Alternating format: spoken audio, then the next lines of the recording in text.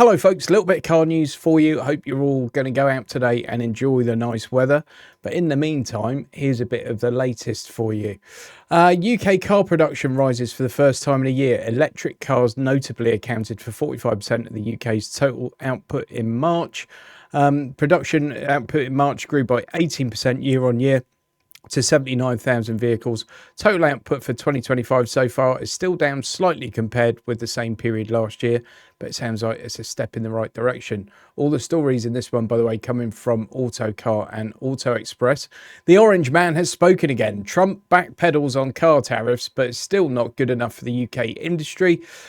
Basically, Trump announced sweeping tariffs of 25% on all foreign automotive imports. But now he said that it will ease tariff rules on imports for car parts, primarily due to the fact that almost all major US manufacturers, including Ford, GM and Tesla, use parts originating from China. The tariff will remain on the parts themselves, but the White House will then reimburse car makers based on a defined amount, depending on the value of the car the part is being used on and how many are sold. It all sounds convoluted and complex, and it is what it is, but that's what's happening. Could lower UK tariffs see a huge influx of American cars? The government's considering lowering import tariffs on US cars to just 2.5% in an effort to broker a deal with Trump. Chancellor Rachel Reeves told the BBC, "I want to see tariff and non-tariff barriers reduced between the UK and the US." Her comment came after it emerged that the White House document circulated among business groups suggested that the UK and US were working on a deal which could see UK import tariffs on American-made cars reduced from the current 10% to just 2.5%. Obviously, there'd be something reciprocal for us as well.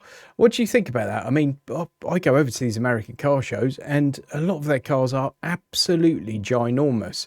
If you think we've got some big cars on the road as it is, I mean, some of them are just huge. Absolutely huge. So I don't know how many of them would transfer across quite well. But it'd be great to see the Ford Bronco over here and one or two others. I think the Bronco, by the way, is a car that would sell in massive numbers in the UK and Europe. But some of them are just way too big. So I don't know how that might translate. Car parking code of practice delay scandalous as fines soar. Private parking firms are on track to issue 1.4 billion in fines this year.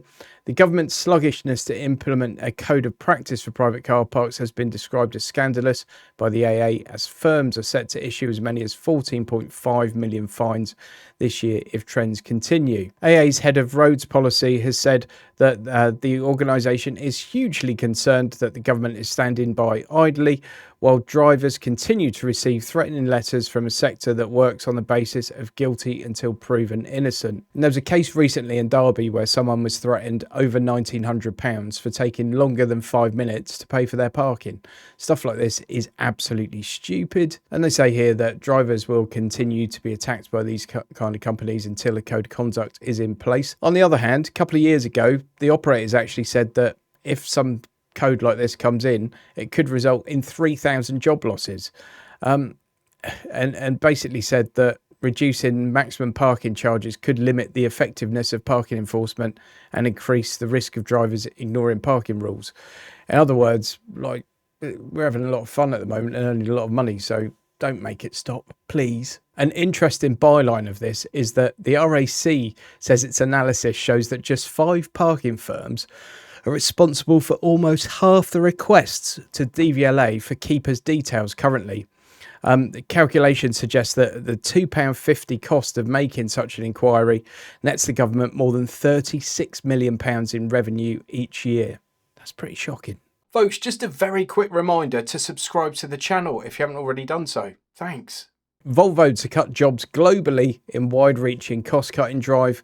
The new CEO says that these plans should shore up finances in the face of external headwinds worldwide, as they put in place a strategy to try and save themselves 1.4 billion a year. No sort of further detail on that at the moment, but I'm sure there'll be some very worried people at Volvo. VW Group blames 40% drop in profits on rise in EV sales. Low profit margins of EVs compared with combustion siblings leaves the group the 4% margin. That 4% margin, by the way, is almost £2 billion, so don't be too concerned about them. And I think this makes complete sense, doesn't it? I mean, EV is still relatively new. Companies are still putting lots of money in R&D, having to retool, all this kind of stuff. And VW is one that's used the same batch of engines largely for a long period of time. Although they always get tweaks and improvements, they've been using, a handful of power plants for quite a long time. So it makes sense that they're going to be making more money on internal combustion stuff over EV at the moment, because mainstream EV is still relatively young, and that means it's going to cost more in the early days. VW ID3 to get another extensive facelift. The electric hatch's second refresh will run deeper than the changes made in 2023, Autocar has been told. And this will be really to try and keep sales ticking over until 2028, when the Golf will replace it, the new electric Golf. The last facelift on it was very, very mild, but actually they made a lot of improvements. It felt like the finished production car. That current ID3 is actually quite a good car, but the initial one did have a few bugs and quirks, shall we say, and was probably released to market a bit early. But yeah, just livening it up a little bit, giving it a bit more personality wouldn't be a bad shout in my opinion. Folks, if you haven't dropped by my merch page yet, please do. It's on my website. You've got a mug for £8. All these t-shirts are only 16 quid. I've tried to keep the quality as high as possible and the cost as low as possible. So I only make a couple of quid on each of these items, but I don't want you buying a load of old tat from me. Massive thanks to Scott Patterson, who was the designer that helped me with the logo, and he's helped me with some of this merch. You can go and check out his website. I'll pop a link up on the screen for you. Go and check that out. Scott's a brilliant guy. If you need any kind of design work doing, anything like that, he hasn't paid me to do this. I just want to help him out. Stellantis solid-state EV battery breakthrough to bring more range and faster top-ups. The car-making giant is teaming up with the UK specialist to demo advanced new cells next year. So they're saying there will be solid-state batteries in a demonstrable form, so in test drive cars by the end of next year. And people are getting so excited about this because they'll be much more energy dense. They give an example here, which is Tesla's 4680 battery technology has an energy density of 244 watt hours per kilogram. Stellantis solid state demonstrators density stood at 375 watt hours per kilogram after completing 600 charging cycles. Stellantis claims a 15 to 90% top up will take 18 minutes. And these solid state batteries can also withstand real extremes in temperature. So it feels like a big step forward. Don't forget, Stellantis are behind so many different brands and they share their platforms across all those brands. And at the moment, everything's a wee bit meh. And this could be the kick up the bum that they need. But if you don't know a lot about solid state batteries, have a little read up on it, because it is quite interesting stuff, even if you're the most anti-EV person on earth. Radical new BMW 1 Series due with EV power in 2028. BMW says its smallest car has a very important role to play as it moves to the new class era. This is just what they think it might look like. That's in no way anything to do with BMW. If it does look like that, I'd want one because it looks awesome. Amazon-backed Slate reveals bare bones £20,000 EV pickup for the US market. Michigan-based EV startup will begin production of the ultra-utilitarian 240-mile truck next year. That would do really well here, but I doubt we'll see it. The pickup market in the US is absolutely massive, and this has got a bit of a modular thing going on, so you'll be able to get this in lots of different versions. In fact, they've got pictures of some of those versions here. A bit like the Ford Bronco that I was talking about earlier. We'll have a base price of $27,000 before local incentives. And it says here that they're basically trying to keep the cost down while keeping the numbers all quite attractive and the car quite attractive, to make a dent in, or an inroad into the internal combustion engine pickup market, which is huge in the US. You can go to any US state at any given time and probably 30% of the vehicles around you are pickup trucks. So this could be a very important car, particularly with that kind of price point. 0-60 time of 8 seconds at a top speed of 90 miles an hour. It's going to have 201 brake horsepower. You'll get 2 battery options, and they're talking about a fast charge time of 20 to 100% in less than 30 minutes. 20 to 100% is quite bold. You often see 10 to 80, but that's not bad in half an hour, is it? Ford Fiesta to return. Icon could be reborn as a re-nosed VW ID2. VW sales and marketing boss considers Ford tech share very successful and won't rule out future projects. That does seem incredibly likely. The Fiesta is such a huge property for Ford and they're not using it. VW are going to come out with the ID2 and it would just make a great deal of sense for everyone, I dare say.